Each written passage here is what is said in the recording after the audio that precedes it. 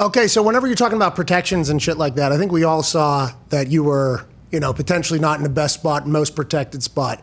Is that something you and LaFleur will talk about this week and be like, hey, we obviously don't have Bakhtiari for numerous weeks. Maybe there's more question marks than we had thought with a young offensive line. Will that change how you guys, now obviously MCDC's listening to this and everything like that, but is that a conversation you and LaFleur have? Are you and LaFleur comfortable enough at this point, 3 years into this thing, where you guys can almost, I don't want to say tell the truth because Russell Wilson said tell the truth Mondays, but is that conversation happening immediately after that game? Are you guys when do you and LaFleur kind of meeting of the minds after a game like 38-3?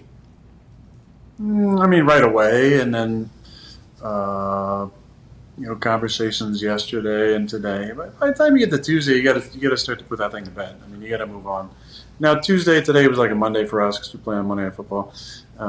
So we had to revisit some of the things as a group, but at some point you gotta move forward. So him and I have different conversations probably than some of the other guys, just because it's important that we're on the same page all the time.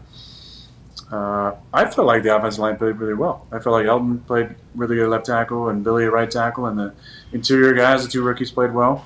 And Lucas Patrick, I felt like the protection was solid. I gifted him one sack, and that was it. On a keeper, and other than that, there were a couple, nut shots and a couple hits, and I feel like the protection was pretty good. All right. Hey, that's an incredible leader there, by the way, because the rest of the world is burying the offensive line right now. You probably know that. You're a very observant human being.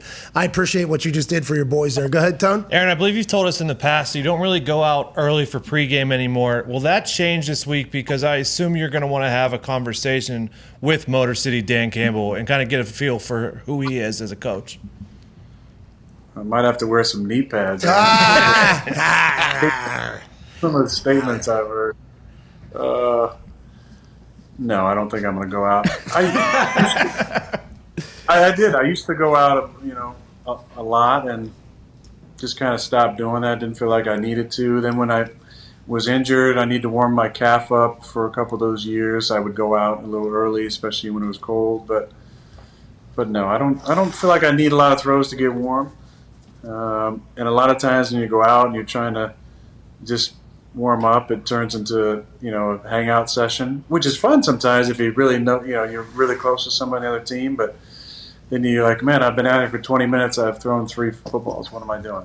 So I'd rather just stay inside, go through my process, zen out, get some stretching, text AJ. All the good stuff. Oh, man, that's awesome. AJ's a part of your pregame routine. I don't know if you did that on Sunday. Fucking knock him out of the list if that's the case after what happened down there in Duval. Yep. After your off season, obviously, and when you came back, you seemed to be in a great headspace, seemed to be very comfortable with who you are, where you are, what you are, everything like that. After that game, a lot of people thought, maybe this whole thing would change. It still feels like you are in a very good spot. Is that accurate, or is there any reason for any Packers fans to think anything differently or worry about anything? You have the utmost confidence in this team, this roster, and yourself still, right? Yeah, I do. That's why I'm back. I love this. Love the team. Feel good about everything that we've done in the off season, training camp. I felt like it was solid. We had good practices. I know that a game like that allows all these speculation to come into play. Should we have played in the preseason?